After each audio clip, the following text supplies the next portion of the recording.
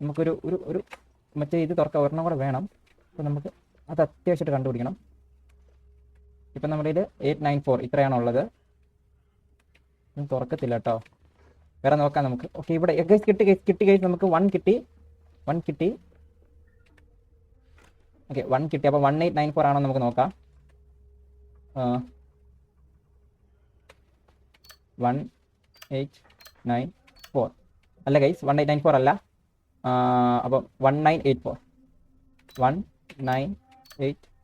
Okay, 1984 ആണ് കേട്ടോ.